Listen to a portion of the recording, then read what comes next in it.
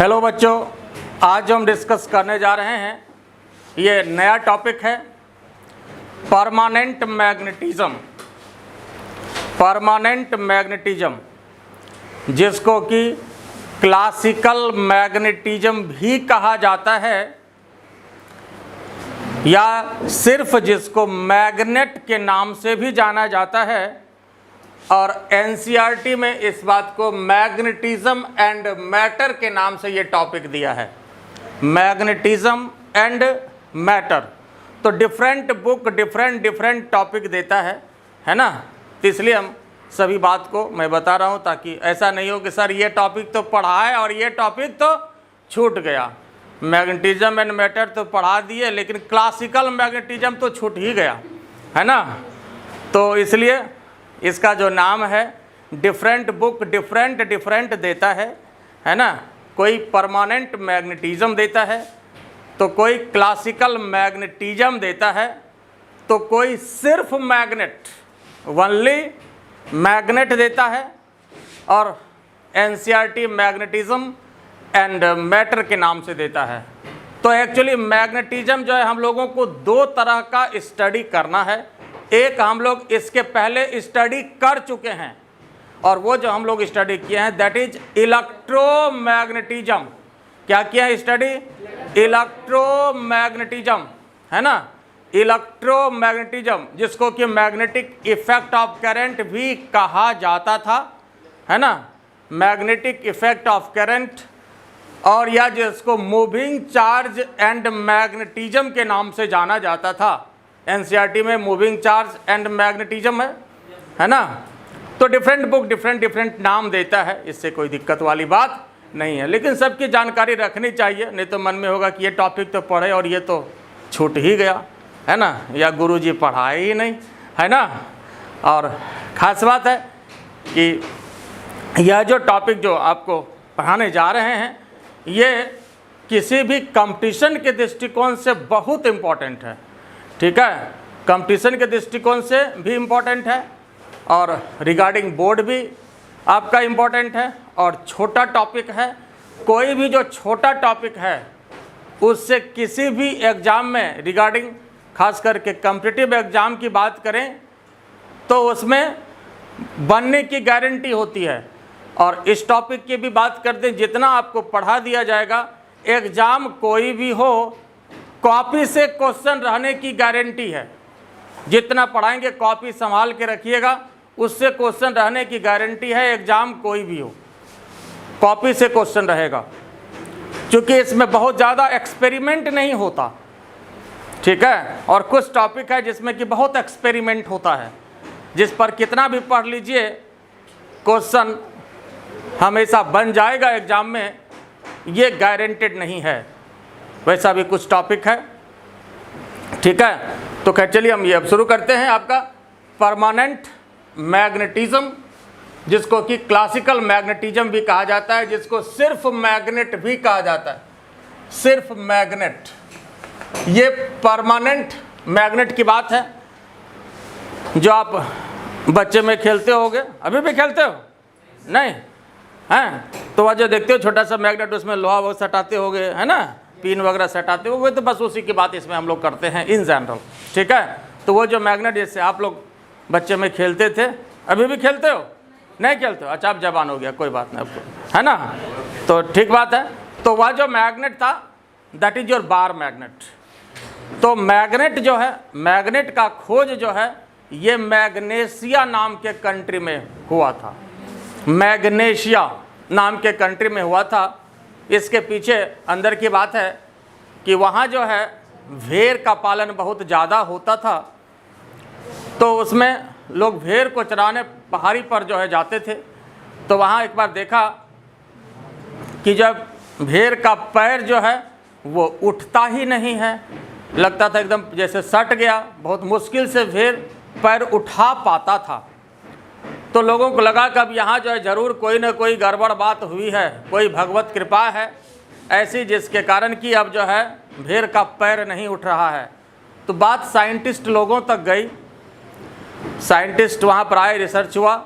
जब पूरा पहाड़ी को खोदा तो देखा कि उसके अंदर एक स्पेसिफिक सब्सटेंस जो है वो पाया गया, और वह जो सब्सटेंस था एक स्पेसिफिक नेचर का था, और जो कि ओर ऑफ मैग्नेटाइट होता है, जो हमने लिखा है ore of magnetite Fe3O4, you know according to chemistry, magnetite Fe3O4 ore of magnetite, और वह कुछ स्पेसिफिक सब्सटेंस को अपनी तरफ अट्रैक्ट करता है, और वह जिस सब्सटेंस को अपनी तरफ अट्रैक्ट करता है उसको क्या कहा जाता है, मैग्नेटिक सब्सटेंस कहा जाता है। वह जिस सब्सटेंस को अपनी तरफ अट्रैक्ट करता है उसको क्या बोलते हैं, मैग्नेटिक सब्सटेंस कहा जाता है। जैसे आयरन है, कोबाल्ट है, निकेल है, ये सभी क्या है, मैग्नेटिक सब्सटेंस है, और सबको अट्रैक्ट नहीं करता है, कुछ स्पेसिफिक सब्सटेंस को ही वह अट्रैक्ट करता है। तो जिस सब्सटेंस को वह अट्रैक्ट करता है उसको क्या बोलते हैं, क्या बोलते हैं, मैग्नेटिक सब्सटेंस बोलते हैं। तो एक्चुअली भेड़ को जो चराने जाते थे तो भेड़ के जो पैर में है वो एक्चुअली लोहे का एक नाल यूज करते थे। आजकल भी यहाँ देखते हो जैसे घोड़ा वगैरह को टमटम में जो है पैर के नीचे है ना नाल लगा दिया जाता है, तो वह लोहे का होता है, तो उसी के कारण जो है पैर सटता था और उसको वह अट्रैक्ट करता था, है ना। तो बाद में ये फिर पता चल गया कि इसी वजह से ऐसा हो रहा है, इसी वजह से पैर नहीं उठ रहा है। तो इसी वजह से नाम जो मैग्नेट पड़ा, मैग्नेशिया नाम के कंट्री में हुआ था, इस वजह से नाम इसका मैग्नेट पड़ा। और देखिए मैग्नेट जो है कई तरह का होता है, मैग्नेट कई तरह का होता है।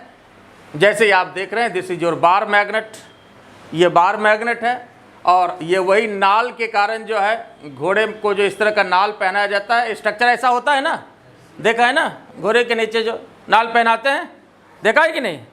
तो यह जो है नाल चुंबक, इसको बोलते हैं horse shoe magnet, horseshoe magnet. और यह जो है ये निडिल चुंबक मतलब सुई चुंबक, यह जो है निडिल चुंबक है मतलब सुई चुंबक, ये निडल टाइप का होता है, ठीक है। लेकिन हम लोगों को ज़्यादातर जो स्टडी करना है वो बार मैग्नेट के बारे में स्टडी करना है। ऐसे तो मैग्नेट कई तरह का होता है, लेकिन इन जनरल जो हम लोगों को स्टडी करना होता है वह बार मैग्नेट के बारे में स्टडी करना होता है, ठीक है। तो एक बार फिर से सुन लीजिए, magnet is a special type of substance which is ore of magnetite Fe3O4 which attracts some specific substance known as magnetic substance like iron, cobalt, nickel, etc. ठीक है। और मैग्नेट जो है कई तरह का होता है, there are so many types of magnet, there are so many types of magnet, magnet such as लिख सकते हैं bar magnet, such as bar magnet, bar magnet, horseshoe magnet, horseshoe magnet, needle magnet, needle magnet, extra, horseshoe magnet, needle magnet, extra, है ना, bar magnet, horseshoe magnet, needle magnet, extra. लेकिन हम लोगों को जो study करना है वो किस पर करना है, बार मैग्नेट पर स्टडी करना है। We have to study regarding bar magnet, we have to study regarding bar magnet. हम लोगों को जो स्टडी करना है बार मैग्नेट पर स्टडी करना है। छड़ चुंबक, we have to study regarding bar magnet. तो ये जो आप देख रहे हैं, और ये आपको पता है कि मैग्नेट में क्या होता है, दो पोल होता है ना। जैसे ये प्लस एम है, ये माइनस एम है, मतलब ये कैसा पोल होता है, नॉर्थ पोल होता है, और ये साउथ पोल होता है ना। प्लस एम माइनस एम, ये नॉर्थ पोल और ये साउथ पोल। नॉर्थ पोल को पॉजिटिव पोल के रूप में लिया जाता है और साउथ पोल को क्या किया जाता है, निगेटिव के रूप में लिया जाता है। आई बात समझ में। We have to study regarding bar magnet, और ये बार मैग्नेट की बात। और ये भी आपको पता है कि पोल जो होता है, जहाँ पर पोल होता है वहाँ पर जो अट्रैक्शन पावर होता है वह मैक्सिमम होता है। पोल पर अट्रैक्शन पावर क्या होता है? मैक्सिमम होता है। पोल पर अट्रैक्शन पावर क्या होता है?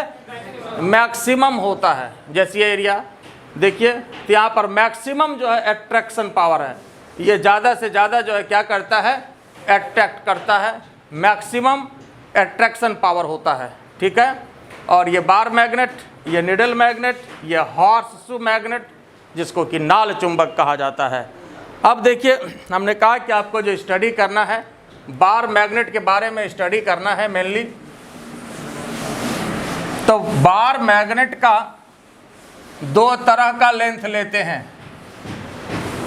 बार मैग्नेट का दो तरह का लेंथ लेते हैं। जैसे यह देखिए बार मैग्नेट है, ये मान लीजिए प्लस m है और ये मान लीजिए माइनस m है। और यहाँ जो है लेंथ इसका यहाँ से लेकर के यहाँ तक हम लोग जैसे 2L लेते हैं। जैसे कैसे इलेक्ट्रिक डाइपोल में लेते थे 2L, तो यहाँ भी उसी तरह से 2L लेते हैं। लेकिन सबसे पहले तो इसका लेंथ जो है दो तरह का हम लोग लेते हैं। कौन कौन सा लेंथ लेते हैं? एक लेते हैं ज्योमेट्रिकल लेंथ और दूसरा लेते हैं मैग्नेटिक लेंथ। तो यह जो एक्चुअली पोल से पोल की बात है, ये पोल से पोल की बात जो होती है, ये होता है मैग्नेटिक लेंथ। ये क्या होता है? Magnetic length. एक हम दूसरा फिगर और बनाते हैं, जरा देखिए इसको। और ये भी आपको पता है कि पोल जो होता है ये थोड़ा भीतर होता है। पोल क्या होता है? भीतर होता है। ये एकदम ऐसा नहीं कि साइड में होता है। क्या होता है? थोड़ा अंदर होता है। ये प्लस m और यहाँ पर ये माइनस m। पोल क्या होता है? थोड़ा अंदर होता है। अब ये बताओ, जैसे मान लो यहाँ से यह जो टोटल लेंथ है, ये टोटल लेंथ, इसको क्या बोलेंगे? ज्योमेट्रिकल लेंथ बोलेंगे। टोटल लेंथ को क्या बोलेंगे? ज्योमेट्रिकल लेंथ बोलेंगे। और यहाँ से यहाँ तक पोल से पोल की बात, इसको क्या बोलेंगे? मैग्नेटिक लेंथ बोलेंगे। क्या बोलेंगे इसको? मैग्नेटिक लेंथ बोलेंगे। या इस मैग्नेटिक लेंथ को इफेक्टिव लेंथ भी कहा जाता है। क्या कहा जाता है? मैग्नेटिक लेंथ को इफेक्टिव लेंथ भी कहा जाता है। तो ये ज्योमेट्रिकल लेंथ की बात हुई और ये मैग्नेटिक लेंथ की बात हुई। और मैग्नेटिक लेंथ पोल से पोल के बीच की बात होती है, ये अंदर की बात होती है। बात समझ गया है ना? ये अंदर की बात होती है। और ज्योमेट्रिकल लेंथ क्या होता है? ज्योमेट्रिकल लेंथ क्या होता है? बाहर की बात होती है। ज्योमेट्रिकल लेंथ, कोई भी मैग्नेट को आप स्केल से नाप लीजिए, जो हुआ सो ज्योमेट्रिकल लेंथ, ठीक है। लेकिन मैग्नेटिक लेंथ को आप मेजर नहीं कर सकते हैं, इसलिए कि ये अंदर की बात होती है। बात समझ में आ रहा है कुणाल? ठीक है। तो यह जो है अंदर की बात होती है, तो यहाँ पर ये मैग्नेटिक लेंथ है और ये क्या है? आपका ज्योमेट्रिकल लेंथ है। और दोनों के बीच एक रिलेशन को ऑब्जर्व किया गया है कि दोनों के बीच एक रिलेशन होता है। मतलब मान लो कि जैसे ज्योमेट्रिकल लेंथ अगर 1 मीटर हो, तो मैग्नेटिक लेंथ ऐसे तो आप स्केल से मेजर नहीं कर सकते हो। कर सकते हो, इसलिए कि या तो अंदर की बात है ना? क्या होता है? ये तो अंदर की बात है, तो हम लोग इसको स्केल से मेजर नहीं कर सकते हैं। लेकिन इसके बीच एक रिलेशन दिया गया है एक्सपेरिमेंट के आधार पर, और वो रिलेशन यह है कि अगर 1 मीटर अगर ज्योमेट्रिकल लेंथ होता है, तो वैसे स्थिति में जो मैग्नेटिक लेंथ होगा ये लगभग 84 सेंटीमीटर के आसपास होगा। ऐसे कुछ बुक 85 भी देता है, कुछ बुक 84 भी देता है। मतलब magnetic length is 84% of geometrical length. आई बात समझ में? Magnetic length is 84% of geometrical length. तो इस बात को स्टार मार्किंग में लिख दीजिए, बड़ा इंपॉर्टेंट क्वेश्चन बनता है कि मैग्नेटिक लेंथ कितने के बराबर होता है? 84% of geometrical length. Magnetic length is 84% of geometrical length का 84%। कुछ बुक 85 भी देता है, ठीक है, लेकिन ज़्यादा अप्रोप्रिएट 84 है। कुछ बुक 85 भी देता है। Geometrical length is 84% of, sorry, magnetic length is 84% of geometrical length. आई बात समझ में? तो ये इस दोनों के बीच रिलेशन होता है। और देखो, प्रैक्टिकल तौर पर जो हम लोग लेंथ लेते हैं कोई भी एक्सपेरिमेंट में मैग्नेट का, वह ज्योमेट्रिकल लेंथ नहीं लेते, एक्चुअली मैग्नेटिक लेंथ ही लेते हैं। क्या लेते हैं? मैग्नेटिक लेंथ ही लेते हैं। और मैग्नेटिक लेंथ को और भी एक नाम दिया जाता है, और वो नाम दिया जाता है इफेक्टिव लेंथ। मैग्नेटिक लेंथ को एक और नाम दिया जाता है, और वो क्या होता है? Effective length. तो इसलिए हमने कहा कि वास्तव में जो है हम लोग इफेक्टिव लेंथ ही लेते हैं। आई बात समझ में? क्या करते हैं? वास्तव में इफेक्टिव लेंथ ही लिया जाता है एक्सपेरिमेंट में। बात क्लियर? ये समझ गए? इसको मिटा दें।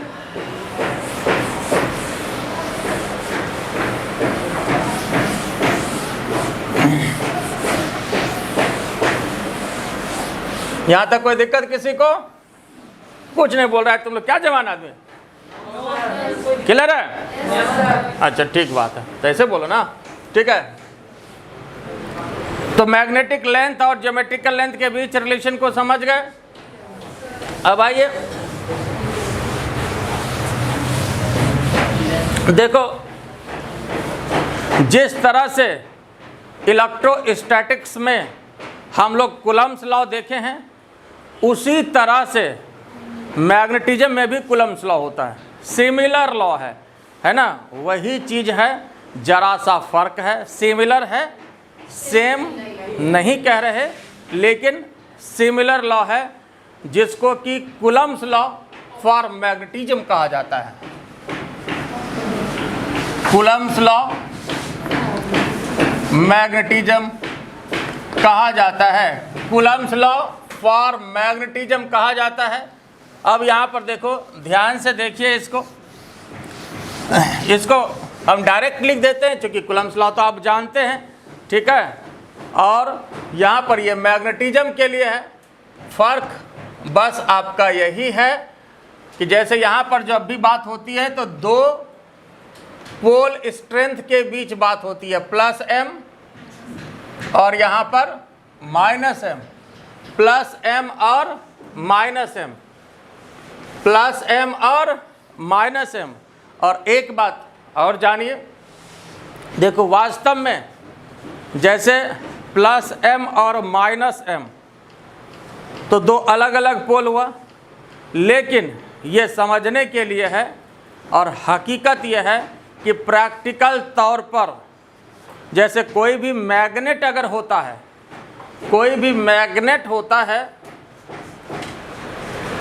तो इसमें आपको ये पता है कि जैसे ये प्लस एम है और ये माइनस एम है, प्लस एम है और माइनस एम है, और इसको जब काटते हैं ना ऐसे करके, तो यह फिर से वापस ये दो छोटा छोटा मैग्नेट बन जाता है। जब काटते हैं तो ये वापस दो छोटा छोटा मैग्नेट बन जाता है। मतलब ऐसे तो मन में ये आता है कि इसको काटेंगे तो इधर खाली प्लस एम इधर चला जाएगा और माइनस एम वाला इधर चला जाएगा, ठीक है, लेकिन ऐसा नहीं होता है। फिर से ये दो मैग्नेट के रूप में बन जाता है, और यह जो है मैग्नेट की नेचुरल प्रॉपर्टी है। क्या है यह?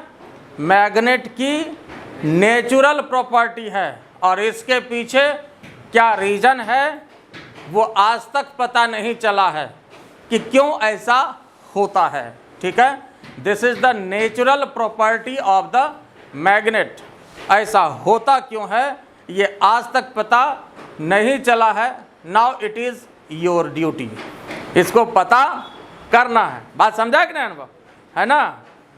तुमको ये सब बात का चिंता ज़्यादा रहता है, इसलिए बताए, है ना, कि यह जो है आज तक बहुत सारी बातें हैं जो अभी भी जो है रहस्य, बहुत कुछ छिपा हुआ है, अभी भी बहुत ज़्यादा रहस्य प्रकृति में छिपा हुआ है, जिसको कि अभी उजागर करना बाकी है ना? बहुत सारी बातें हैं, ऑप्टिक्स के बारे में भी है, जो ऑप्टिक्स में डिस्कस किए थे कि ऑप्टिक्स का सही तरह से तो अभी तक डिफिनेशन नहीं निकला, सही तरह से एग्जैक्ट परफेक्ट डिफिनेशन। खैर चलिए, तो यहाँ पर भी एक बात है जिसमें कि अभी कंट्रोवर्सी है कि आखिर मोनोपोल एग्जिस्ट क्यों नहीं करता है। लेकिन याद जरूर रखिएगा, यह एक इम्पॉर्टेंट क्वेश्चन बनता है कि मोनोपोल डज नॉट एग्जिस्ट। ठीक है, जैसे मान लीजिए आपसे एग्जामिनर पूछ सकता है कि मोनोपोल एग्जिस्ट और नॉट, तो मोनोपोल डज नॉट एग्जिस्ट। ठीक है, तो यहाँ पर जो है हमने इसलिए कहा कि प्लस एम माइनस एम यहाँ पर हम लोग पढ़ने के लिए कह देते हैं, लेकिन वास्तव में सिर्फ प्लस एम और या माइनस एम जो है वो प्रैक्टिकल तौर पर पॉसिबल नहीं है, लेकिन पढ़ने के लिए तो सब पॉसिबल है। या कोई भी अगर छोटा मैग्नेट है तो वह ऑलरेडी वह उसमें प्लस माइनस दोनों होगा, तो आप वहाँ पर हम लोग स्टडी कर लेंगे, लेकिन अलग अलग करना उसको मुश्किल है। हम लोग कोई भी छोटा मैग्नेट को मैग्नेटिक डायपोल मान करके स्टडी करते हैं तो वह काम हो जाएगा, लेकिन काटोगे कि अलग अलग कर दें तो ये संभव नहीं है। आई बात समझ में? बात क्लियर हुआ कि नहीं हुआ? ऐसा नहीं कि आधा आधा हो जाएगा, इसको प्रैक्टिकल तौर पर ऐसे समझ लो जैसे मान लो कोई आदमी को कहेगा नहीं हमको आधा आधा बांटना है, तो आधा इधर कर देगा, आधा काट के इधर कर देगा, तो रहेगा क्या होगा? मैदान साफ हो जाएगा। बात समझ गए? तो इस पर बटेगा नहीं, वो तो बहुत बातें बटने लायक नहीं होती है, तो ये बटेगा नहीं। खैर चलिए, अब आइए अकॉर्डिंग टू कूलम्ब्स लॉ,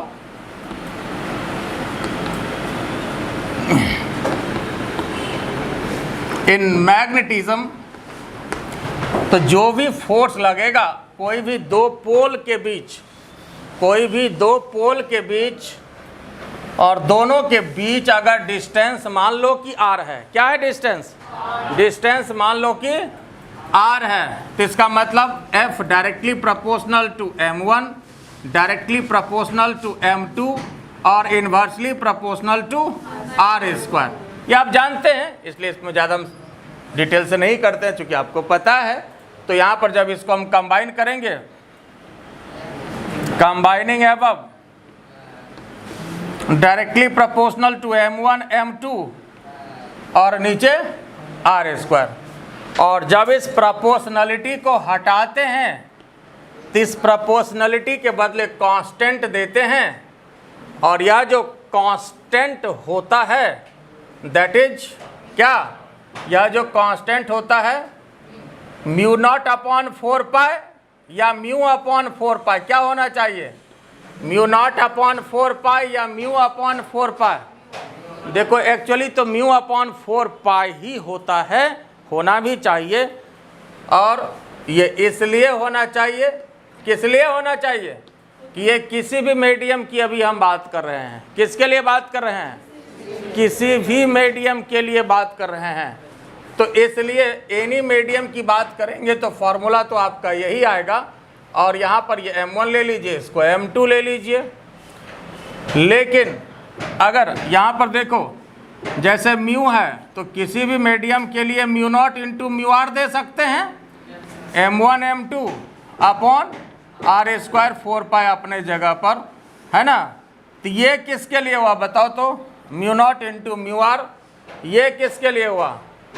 यहाँ पर भी म्यू आर लगा हुआ है, ये किसके लिए हुआ? Any medium. और ये किसके लिए हुआ? यह भी एनी मीडियम। ये किसके लिए हुआ? ये भी एनी मीडियम। ये भी किसी भी मीडियम के लिए हुआ, फॉर एनी मीडियम। और यह भी क्या हुआ? किसी भी मीडियम के लिए हुआ। दोनों फार्मूला एक ही है, बस हमने क्या किया? म्यू को mu naught into mu R लिखा, और लिखा ही जा सकता है। म्यू को क्या लिखा जा सकता है? Mu naught into mu R. जैसे कि एप्सिलॉन को लिखते हैं epsilon naught into epsilon R. Epsilon को क्या लिखते हैं? Epsilon naught into epsilon R. तो म्यू को क्या लिख सकते हैं, mu naught into mu R. बोलो कोई तकलीफ इसमें, ठीक है। तो यहाँ पर एनी मीडियम के लिए हुआ, लेकिन जैसे ही अब बात एयर की आ जाएगी, जैसे ही बात एयर की आ जाएगी तो क्या हो जाएगा, फॉर एयर म्यू आर का वैल्यू कितना हो जाएगा, एयर की बात आ जाएगी तो म्यू आर का वैल्यू 1 हो जाएगा। बिल्कुल सही, म्यू आर का वैल्यू कितना हो जाएगा, होगा ना, पक्का होगा। म्यू आर का वैल्यू कितना हो जाएगा, 1 हो जाएगा। बिल्कुल सही बात है, म्यू आर का वैल्यू 1 हो जाएगा। ये एयर के लिए है ना, जैसे एयर के लिए एप्सिलॉन आर का वैल्यू 1 हो जाता है, तो उसी तरह से यहाँ पर म्यू आर का वैल्यू 1 हो गया, ठीक है। और म्यू आर होता क्या है, म्यू आर को क्या बोलते हैं साहब, रिलेटिव, क्या बोलते हैं, परमिएबिलिटी, है ना। और इलेक्ट्रोस्टैटिक्स में क्या बोला जाता है, रिलेटिव परमिटिविटी। इलेक्ट्रोस्टैटिक्स में क्या बोला जाता है, क्या बोला जाता है, रिलेटिव परमिटिविटी इलेक्ट्रोस्टैटिक्स में बोला जाता है। और यहाँ क्या बोला जाता है, रिलेटिव परमिएबिलिटी बोला जाता है। और ये म्यू आर का वैल्यू यहाँ पर एयर के लिए क्या हो जाएगा साहब, 1 हो जाएगा। ये बात समझ में आया या नहीं आया, बोलो इसमें कोई दिक्कत है, ये क्लियर हो गया। तो ये वही चीज़ है, ये समझ गए ना। अब तो यहाँ पर देखो जरा, एयर के लिए अगर बात करें तो ये फॉर्मूला आपका क्या हो जाएगा, देखिए तो फिर ये फॉर्मूला क्या हो जाएगा, बताइए तो साहब, बोलो। अब जो है जैसे ही यहाँ म्यू आर को 1 कर दिए तो mu naught upon 4 pi m1 m2 upon R square. और ये किसके लिए हुआ, ये किसके लिए हो गया, एयर के लिए। और इसलिए चूंकि ज़्यादातर हम लोग एयर की बात करते हैं, इस वजह से हम लोगों को आदत बोलने की हो जाती है म्यू नॉट अपॉन 4 पाई। जैसे पीछे जो हम लोग पढ़े इलेक्ट्रोमैग्नेटिज्म इसके पहले, तो उसमें हर जगह क्या लिखते थे, म्यू नॉट अपॉन 4 पाई इलेक्ट्रोमैग्नेटिज्म में, है ना। मूविंग चार्ज एंड मैग्नेटिज्म में जो पढ़े तो हर जगह क्या लिखते थे, म्यू नॉट अपॉन 4 पाई। चूँकि हर जगह एयर की बात हम लोग करते हैं इन जनरल, लेकिन बात किसी की भी हो सकती है, क्वेश्चन में किसी की भी बात हो सकती है। तो आपको हमेशा याद रखना है कि एयर के लिए भी बात हो सकता है, ठीक है। तो ये एयर के लिए हो गया। और ये दोनों ही फार्मूला जो है ये किसी भी मीडियम के लिए हुआ, चाहे जो मीडियम होगा, तो जो भी मीडियम होगा म्यू आर का वैल्यू उसके लिए क्या होगा, चेंज करेगा। म्यू आर का वैल्यू क्या होगा, चेंज करेगा, चाहे करासन तेल हो, पानी हो, जो भी हो, ठीक है। और ये चेंज क्यों करता है, तो कोई भी 2 पोल स्ट्रेंथ को जब हवा में रखते हैं, जो भी दोनों के बीच फोर्स लगे, और जब हम पानी में रखेंगे तो उसमें फोर्स क्या होगा, चेंज करेगा। फिर हम करासन तेल में रखेंगे तो फोर्स क्या होगा, चेंज करेगा, है ना। तो इस वजह से मीडियम टू मीडियम क्या होगा, वेरी करता है। मीडियम टू मीडियम क्या होता है, वेरी करता है। आई बात समझ में। तो इस वजह से हर एक मीडियम के लिए म्यू आर का जो वैल्यू होता है ये आपका अलग अलग होता है। और ये वैल्यू तो आपका फिक्स है, ये आप जानते ही हैं। क्या जानते हैं, म्यू नॉट अपॉन 4 पाई का वैल्यू आप क्या जानते हैं, -7 होता है। और ये SI में होता है, 10 टू द पावर -7 होता है। और ये किस में होता है, ये किस में होता है, SI में होता है। फिर यहाँ पर देखो एक इम्पॉर्टेंट क्वेश्चन बनता है कि म्यू नॉट का क्या यूनिट होगा और डायमेंशन होगा। और ये सबसे इम्पॉर्टेंट क्वेश्चन बनता है, ठीक है, कि म्यू नॉट का, याद होगा इस बार के नीट का जो क्वेश्चन हमने सॉल्व करवाया था आप लोगों को, है ना, उसमें पूछा था रिलेटिव परमिटिविटी ऐसे कुछ, है ना। इस बार के नीट के क्वेश्चन में, है ना, जिस दिन एग्जाम हुआ था उसके नेक्स्ट डे सॉल्व कराए थे ना, तो याद आया। तो ये बड़ा इंपॉर्टेंट क्वेश्चन बनता है।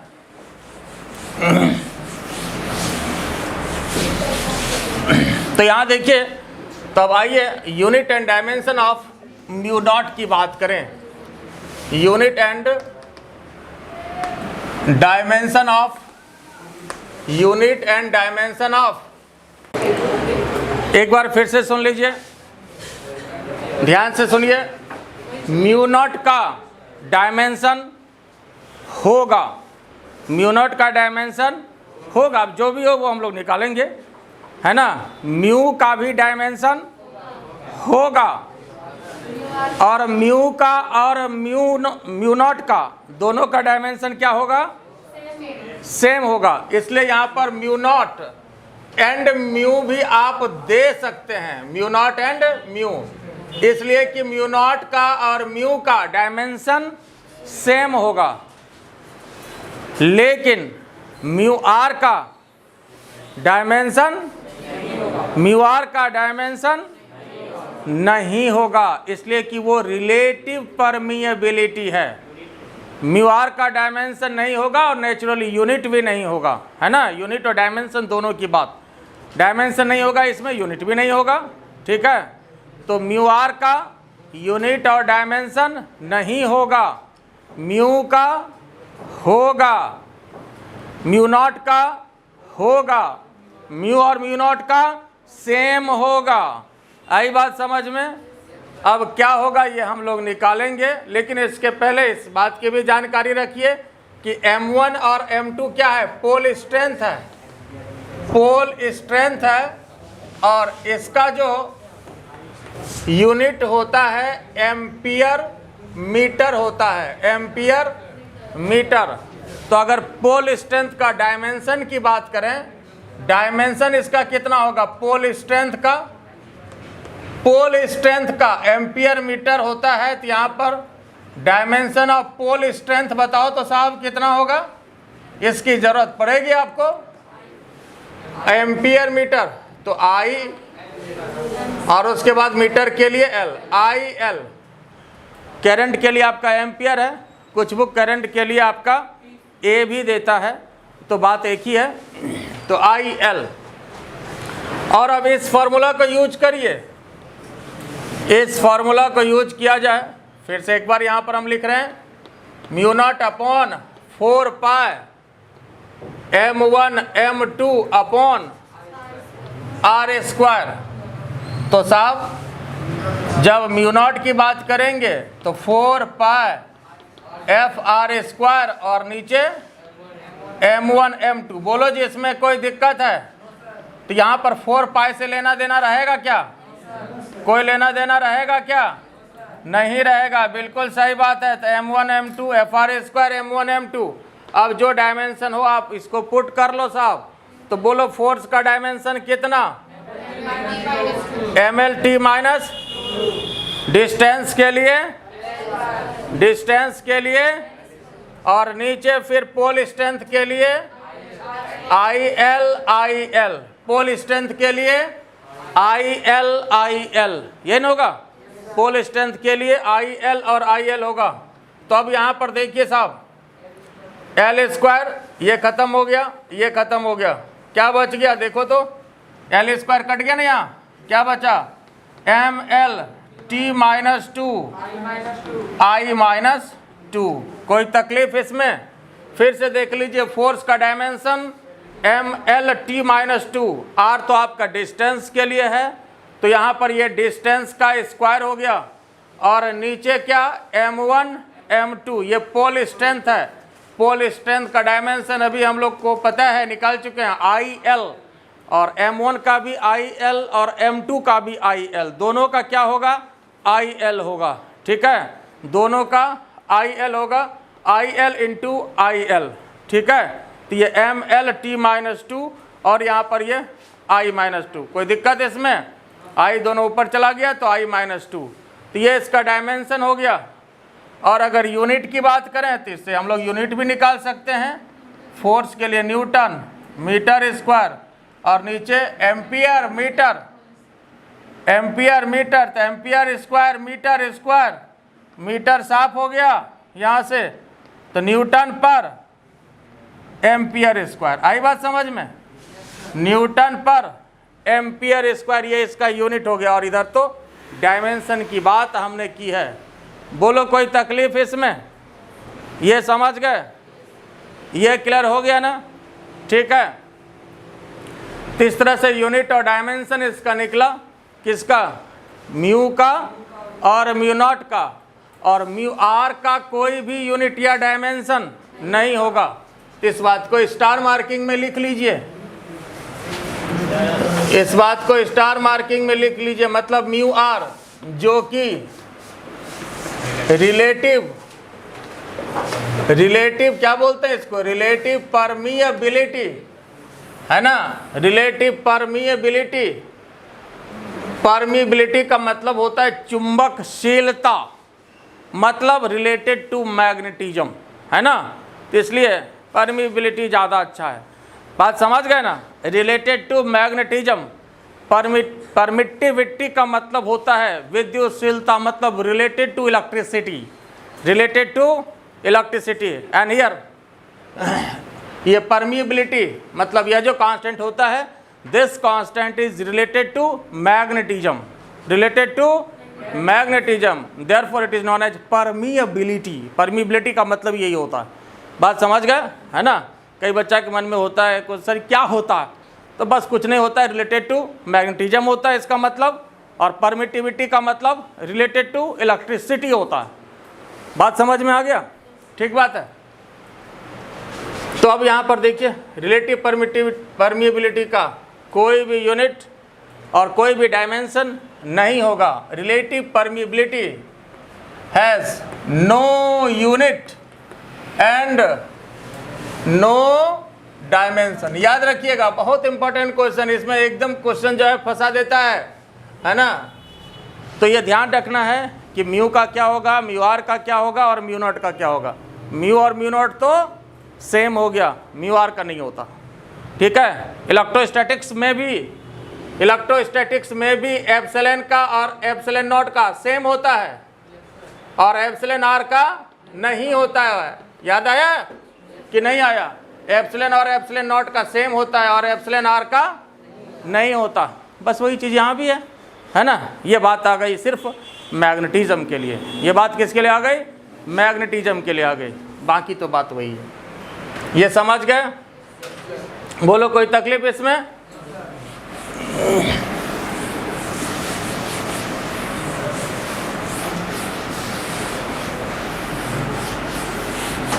देखिए,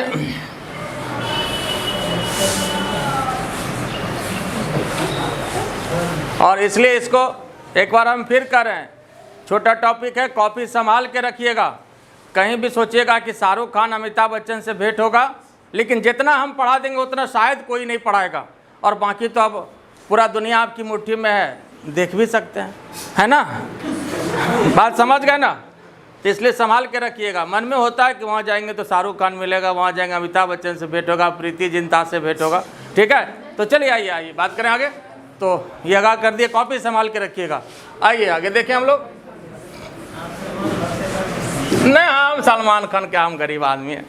ठीक है, देखो, हाँ मोहम्मद रफ़ी कह सकते हो, बहुत लोग कहते हैं हमको। चलिए,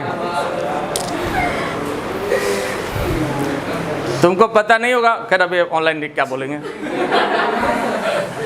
मेरे घर में रफ़ी साहब की फ़ोटो लगी हुई है, बजाबते जो उसको हमने मरवा करके रखा है ना? तो आइए, चलिए आइए आगे की बात करें। हाँ, अच्छा सुना दें, क्लास तो होने दो पहले।